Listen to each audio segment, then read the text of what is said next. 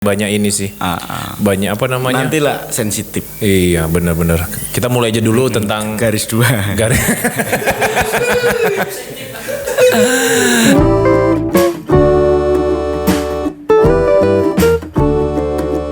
Wak Jonari. Hai. Makasih udah datang ini Wak Jon. Iya. Susah ngatur jadwalnya ya. Iya, ini kebanyakan nganggur ini susah. Kalau yang lain kebanyakan pekerjaan, ya kebanyakan nganggur. Kebanyakan nganggur. Jadi susah. Lebih susah ngatur jadwal penganggur daripada kalau sibuk. Kalau yang sudah kerja itu sudah jelas ya. Iya. Dari jam 8 udah berangkat dari rumah. Kalau schedule protokolernya lengkap ya. Lengkap, ada appointment dengan siapa-siapa. Kalau ini kan bangsa enggak. Mau ngatur sorak. Nunggu WA orang ngatur janji juga nggak masuk-masuk ya. Iya, ini. Tapi unik ini Wak. Wak itu bahasa itu kan panggilan Wak itu biasanya kenalnya Melayu atau Medan ya. Iya ya, Melayu, Medan, Sumatera lah. Orang kita Bengkulu, Palembang, Wak juga manggilnya. Wak gitu. Nah, kok tiba-tiba Wak Jonari itu familiar dipanggil Wak itu dari mana ceritanya? Gak tahu nih, mungkin pas nyetir denger Prambors itu kan penyiarnya wak gitu. Coba deh denger, pasti ada waknya. Prambors ya? Prambors. Bukan yang karena lagu Iwak Peye, wak gitu, Wak Peye gitu enggak? Saya Wak Wite. Wak Wite. Wak Jonari, tapi nama lengkap Jonari. Enggak, Ari Nugroho. Serius. Hah? Ari Nugroho. Nama KTP? Mana-mana coba lihat dulu ah. Duh, masa tuh? Iya. Aku Ini vaksin aja deh. Kartu vaksin ya.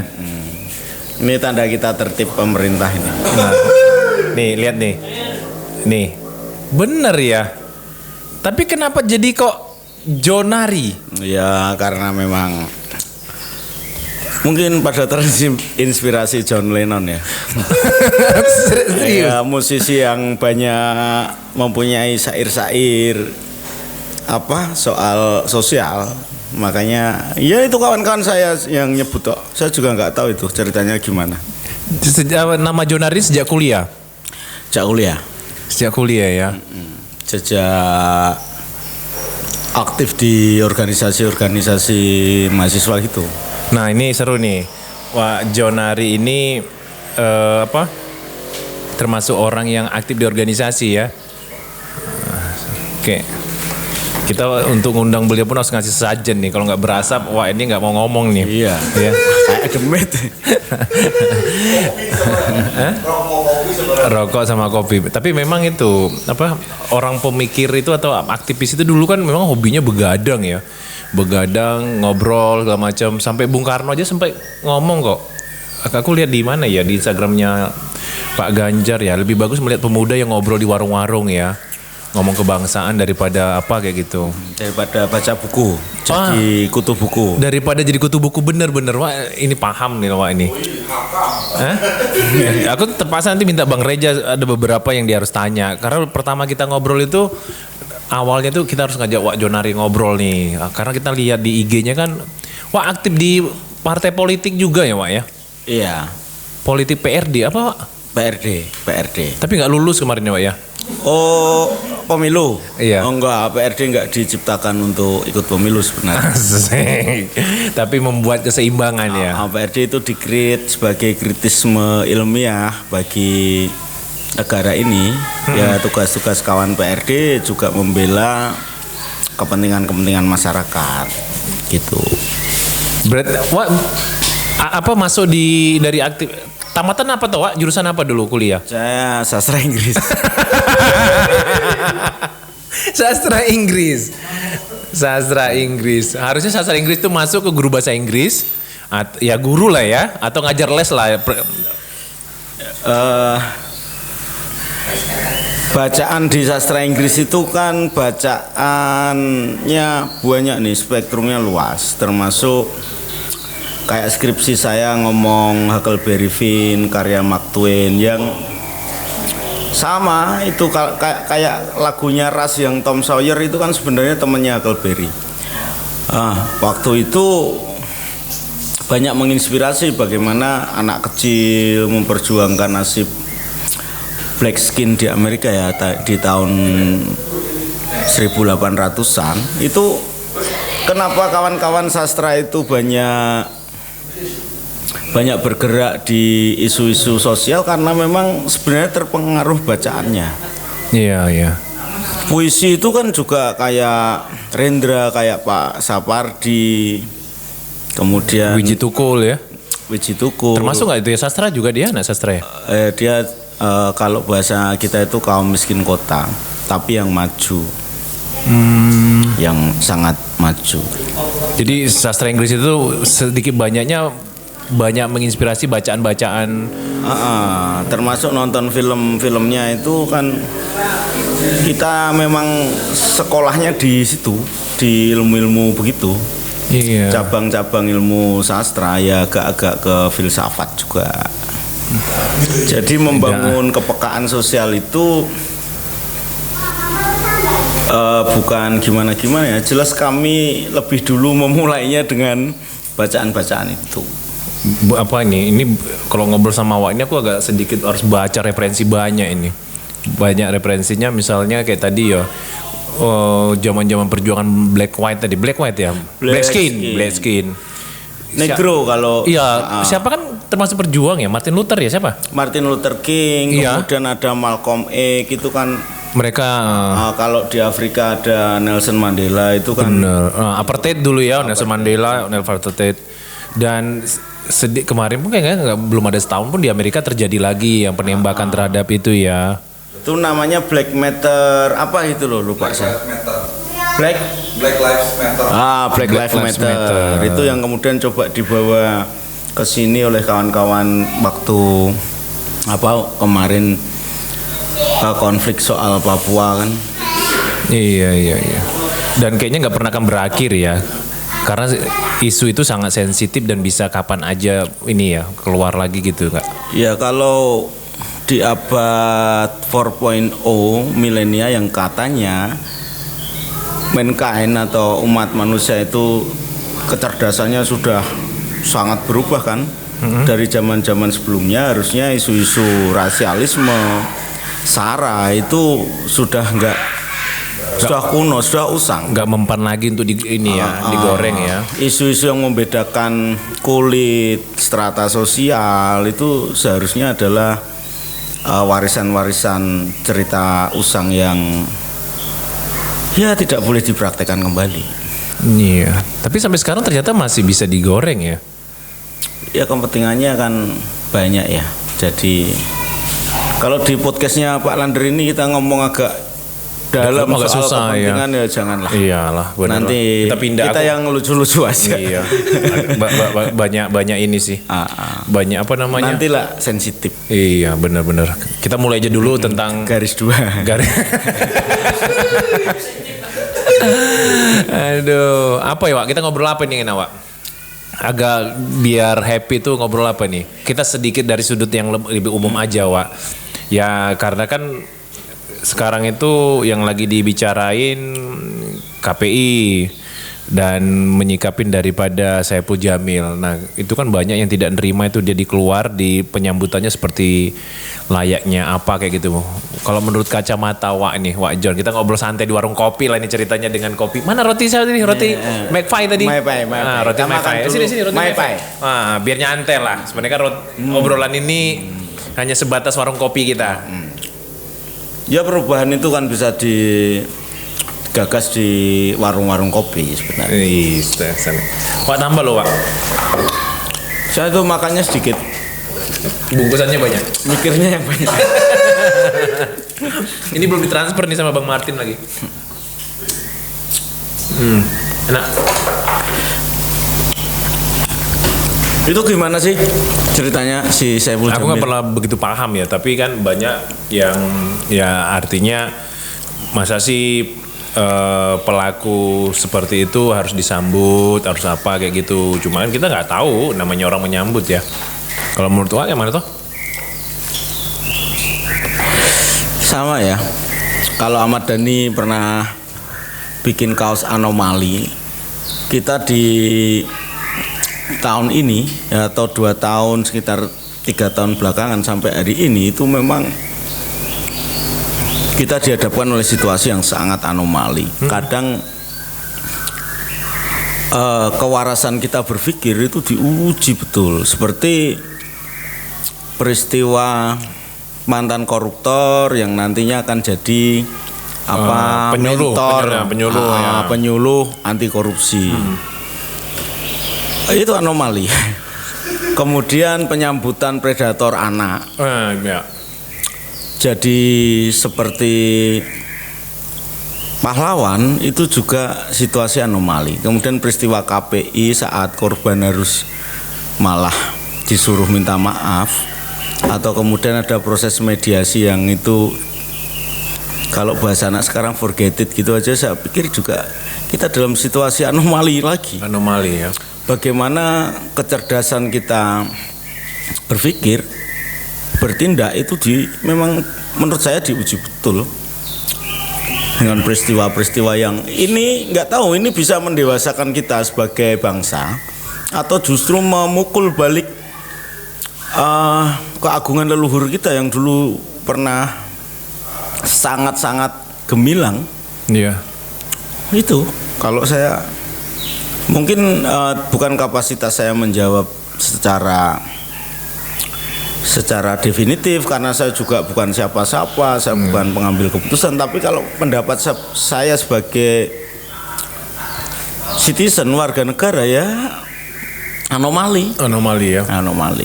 Ya namanya anomali ya yang susah diprediksi ya, yang berbanding terbalik atau gimana gitu ya.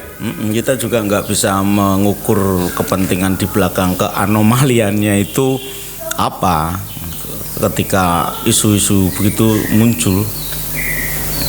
Nah kita bicara ini aja Wak, yang lebih ringan olahraga. Kalau Wak jadi pelatih bola, Wak itu sebenarnya pecinta formasi 4-3-3, 4-5-1 apa satu bersama? Wah kalau satu untuk bersama itu pasti ribut itu. Iya kan bolanya satu masalahnya, jadi bersama lebih runding nggak usah main. Nah kalau Wak sebenarnya kita berandai-andai nih, kalau Wak jadi pelatih bola itu sebenarnya pencinta formasi apa ini? 4-4-2 klasik. 4-4-2 klasik.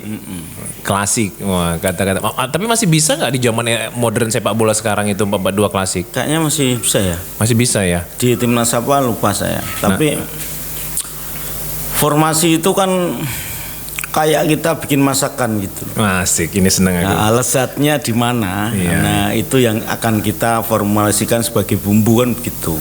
Nah, anggap nih kita punya satu klub nih. Wah, kalau dikasih kesempatan kan biasa itu di surat kabar itu kan dream teamnya gitu. Wah itu punya dream team siapa aja untuk mempertahankan 4-4-2 klasik ini ngadapin siapapun libas gitu. Dream team. Ya. Pemain Indonesia. Ya Indonesia dulu boleh. Enggak, soalnya saya juga nggak hafal.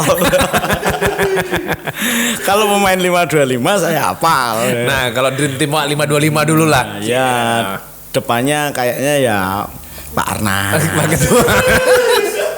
Pak Endi, sayap kanannya Pak Dandim. Pak Dandim ya. False nine-nya adalah Pak Kapolres, Tabes. Pak Irwan ya. Pak Irwan. Kirinya sana Pak Waka. Pak Iga kemarin golnya bagus ya. Kemarin golnya bagus ya. Itu indah sekali itu. Oke, itu kayak lagunya Pak Adi. Indah terasa susi.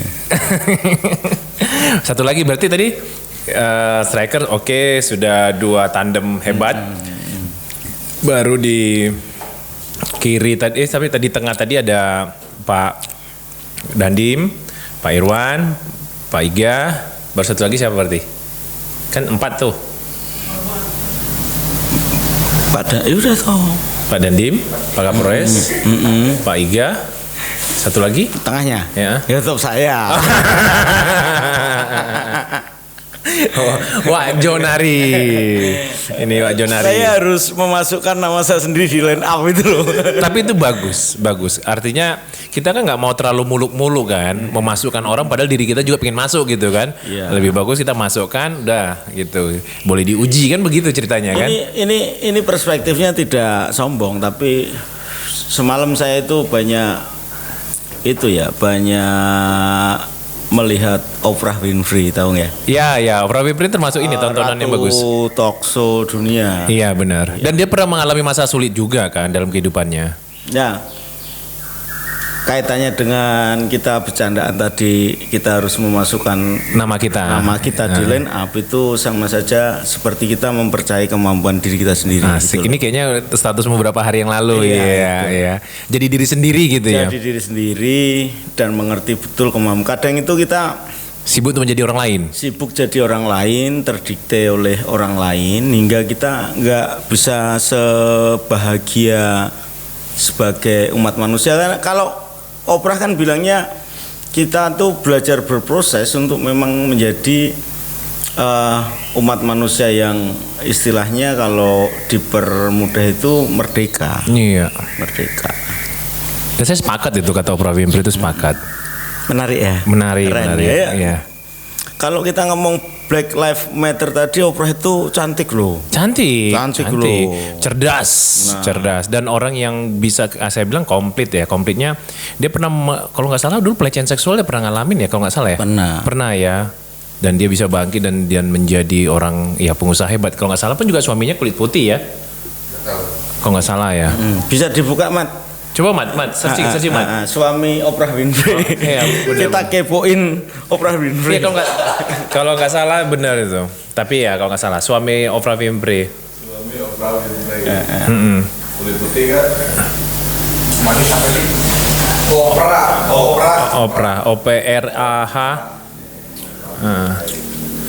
Bukan kopra. Kopra itu kelapa loh, Mat. Kelapa kering gitu kopra. Jangan salah, Mat. Coba kita bareng-bareng lihat nih. Ini Wah, kulit putih kok. Nah iya. Berarti Iya. kan clear ya. clear. Tuh, kulit putih ya. Kayak kan di foto. Iya benar kalau nggak salah itu. Jadi pernah ngelewatin masa-masa itu. Coba sini, lihat sini. Sini nggak apa-apa. Nih Lionel, ini Messi. Lionel Messi. Kenapa? Kata papa janji besok. Besok itu besok tuh. Dia ini mau Ultraman nanti. Apanya? Yang beli Ultraman. Oh. Nanti kita lihat di Jalan Pelajar ada toko. Tentara pelajar. Ada mainan nanti. Jadi papa kelamaan. Nggak kelamaan. Wak John ini senang dia ngomongin sebentar. Oke. Ya udah. Aman. Di kamar aman lah. Aman. Ultraman warna merah sudah papa beli. Beres. Oke? Ya nanti udah beli tinggal jemput. Oke? Nah ini kritisme ini. Iya. Kritis antara protes itu beda tipis ya. Iya, protes itu penting juga. Penting. Untuk jadi bahan evaluasi kita. Asik. Tapi memang benar ya. Mengedukasi anak itu gak gampang ya, karena kan anak protes itu kalau kita tegur, kita hambat, bisa dia menjadi terbatas dan dia menangkap responnya, aku dilarang gitu ya. Iya. Tapi kita balik lagi ke Oprah Winfrey tadi tuh. Tapi ke Oprah Winfrey kita udah clear ya. Kita sekarang bahasnya formasi tadi sudah 2-4. Nah di belakang siapa menjadi tokoh-tokoh yang akan mengawal daripada jagoan di depan sama tengah tadi?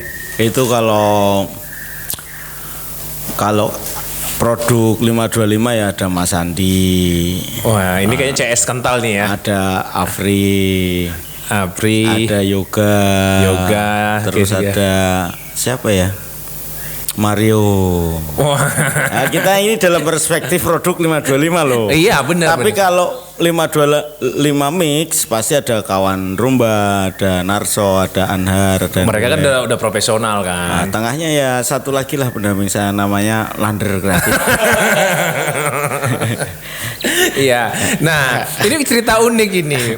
Cerita unik kejadian kita kemarin itu sebenarnya jelas ya. Wak John nyundul bola karena sudah melampaui dari badan saya, nggak terjangkau lagi dengan kaki, saya ambil pakai tangan. Nah, tiba-tiba wasit melihatnya itu adalah Wak John. Ajar itu. Padahal jelas bola itu sudah melewati badan saya dan nggak akan terjangkau, tangan ngambil gini ya. Bola. Nah, pada saat dikasih kartu kuning itu bukan kartu kuning, tapi tidak, hukuman itu diberikan kepada Wak John, kira-kira gimana Wak John waktu itu? Itu perasaan saya langsung berpikir besar itu. Berpikir, oh ini ternyata cerminan dari sepak bola Indonesia. Bahwa yang salah itu malah dibela. yang tidak salah dikasih peringatan itu ya. Terus yang salahnya kalian dulu gitu. Slow. Bukan nggak ngaku sih, kadang kan kita tidak ingin Tak suruh ngaku nggak mau. tidak ingin ya. Namanya pertandingan waktu itu kan wasitnya sudah memberikan sikap, jadi saya pikir saya harus menghormati sikapnya wasit kan. Tapi kalau itu di posisi seperti itu kira-kira nyesek nggak ya, Pak? Ya karena kita itu happy game jadinya lebih punya cerita ya, more story about game kan, Wah, gitu. sih more story about game ya. Kita Iya, iya. yang kawan yang lucu-lucuan Iya. tapi itu nggak kita skenario loh. Benar, Ya kan? makanya itu tuh loh, alamiah. tertangkap kamera kan sebenarnya kita seperti lagi memang gegeran Marahan. gitu ya. Malah yang terakhir kemarin Liga 2 itu yang ada PSHH ya, yang sampai yang Tendangan kungfu itu. tendangan kungfu dan kayaknya sangat disayangkan ya. Sedangkan maaf kata pecinta binatang aja tidak mengizinkan binatang disiksa seperti itu. Nah manusia digituin. Ya kadang kita melampaui ke udah anomali, terus kita melampaui juga ke anomalian kita itu. Sangat ini Nah, ya, kejem ya. Ya, istilahnya kita nggak bisa ngomong lebih dalam lagi. Tapi secara gambaran umum gitu ya. Nah kiper nih, Wak. Kiper belum masuk kiper nih. Siapa kiper favorit nih? Kiper kan ada Ustadz Dimas, Danur, kemudian Pak Trio. Iya. Siapa lagi? Aku kenal Yang tiga, produk Pak Trio. 525 ini loh. Ya tiga itu sih masih Pak Trio. Ya ada beberapa sih tapi kan kadang main nggak main jadi nggak begitu kenal. Ya terpaksa memposisikan Danur di pilihan utama karena Wak Danur itu kan aktif. Iya. Wak Dimas aktif tapi ya masih Wak Danur lah ya. Sebenarnya kalau kipernya beneran itu malah Pak Trio. Pak Trio itu kan seangkatan sama Listianto Raharjo itu. Iya. Pak Trio itu kan juga apa? Kadang nggak datang. Ya. Jadi kita ambil aja, anggap aja Ustadz Dimas. Ustadz Dimas memang belakangan kemarin kena jebol dia. Kena jebol, makanya kemarin kita sebut nanti dihilangin ya yang kena gol-golnya. Yang coba agak yang save aja ya. Great save. ya, coba bercanda nih Ustadz. Jadi Maaf ya Tat. Kita gibah. Habis season Ustadz baru kita season gibah Ustadz ya. Nah, udah selesai. Berarti itu dream teamnya ya. Dream teamnya. Rapat ke Liga 2. Kenapa mereka nggak langsung Liga 1? Beli Liga 1 ya. Kalau sudut pandangnya dari Coach Wak Jonari, bisnis pasti ya. Iya, tapi bagaimana skemanya sampai ada itu? Saya agak ahistoris ya, tapi saya melihat sekarang adalah medsos ini bisa menjadi satu mata pisau yang itu bisa buat mengiris dengan baik. Bermata dua atau Bermata dua. Bermata dua. Oke. Bisa membunuh juga dengan sangat sakit kan begitu. Iya. Influencer itu kemudian sedikit banyak ya banyak lah ya mempengaruhi orang itu karena rich, kaya kan, kekayaannya itu sampai kadang orang pengen jadi YouTuber, begitu, jadi influencer begitu. ya. Meskipun di hal yang baik kayak beli klub sepak bola itu saya nggak mau berasumsi, tapi saya pikir itu hal yang baik lah. Karena sepak bola Indonesia yang dirilis FIFA aja kompetisinya nomor 6 se-ASEAN itu masih banyak kawan-kawan muda yang punya duit, yang sultan, yang beli klub bola. Kalau menurut saya baik. Bagus lah. Bagus. Saya nggak tahu nih motivasinya, itu juga nggak penting. Maksudnya nggak penting. Tapi kayak saya pernah lihat Raffi Ahmad itu care sama pemain-pemain yang kemudian itu yang seharusnya dilakukan oleh semua pemilik klub. Semua pemilik klub, bahkan organisasi tertingginya PSSI ngajakin tur terus dengan pendapatan yang bagus. Difasilitasi sangat modern. Saya pikir begitu menjadi inspirasi yang baik. Terlepas dengan saya nggak tahu ada kontroversi di belakangnya atau kepentingan apa di belakangnya, tapi menurut saya itu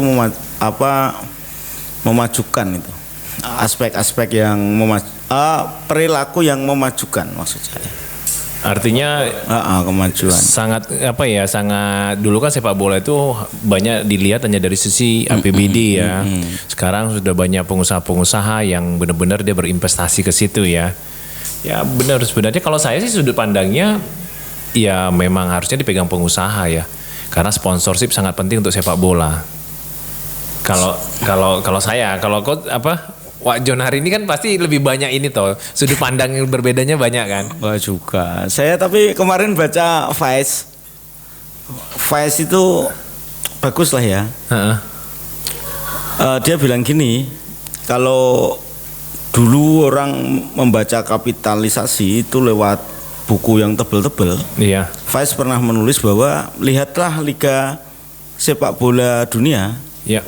untuk mengukur kapitalisasi.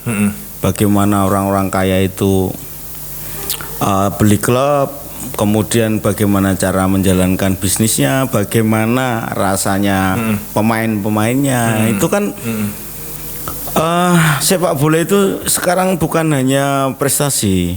Iya. Itu dulu. Kalau sekarang entertain ada, bisnis ada, kemudian viral, macam-macam itu. Sepak bola itu sedemikian mempengaruhi dunia ini. Iya. Sampai kemudian tata kelolanya, sampai kemudian manajerialnya jadi sangat bagi kita. Iya. Warga-warga negara dunia ketiga ini merasa itu hal yang luar biasa gitu loh, beyond of our mind gitu loh, di atas pemikiran kita yang segitu-segitu aja. Dan memang ini ya sepak bola juga memang ini ya tidak lepas juga ya banyak isu-isu lah dari dulu di Mata Naswa juga banyak isunya ya Mata Cara. Lagi ke ini Wak tadi yang PRD tadi lah Wak. Sekarang masih aktif di situ ya? Masih aktif ya. Masih diakui sama kawan-kawan di nasional. Di nasional ya. Masih. Aku sering lihat keresahan Wak nih, keresahan bagaimana di masa pandemi ini cara belajarnya. Cara belajar anak-anak sekarang. Itu. Nah, itu kan ada banyak orang mau dunia online, ya ibu-ibu banyak yang tadi ya meluangkan waktu untuk ngajarin anaknya padahal dia punya kemampuan tidak ada, dia harus pakai HP segala macam. Kira-kira gimana sih Wak keresahan yang ya atau ya Wak sendiri yang sering lakuin lah, anak-anak jadi malam belajar. Betul. Itu kalau anak-anak kampung saya jadinya ke rumah saya belajar sama istri saya. Yang langsung tatap muka gitu. Karena ya tadi kan keputusan daring, keputusan media sosial, sekolah secara virtual menurut saya justru kita European minded or American minded maybe ya, mungkin ya. Karena gini, kita mungkin lupa bahwa kita harus menghitung kepulauan kita yang kira-kira kalau di Wikipedia itu jumlahnya 17.000 sekian. Iya, 17.000 pulau gitu. Itu dan semua punya hak untuk belajar loh. Jangan pernah membayangkan ya tadi Java minded lagi. Kita kebetulan di Jawa yang internetnya juga rata-rata di kota besarnya bagus nih. Iya. Tapi kan kita belum ngecek. Iya. Di Jawa tapi yang pelosok.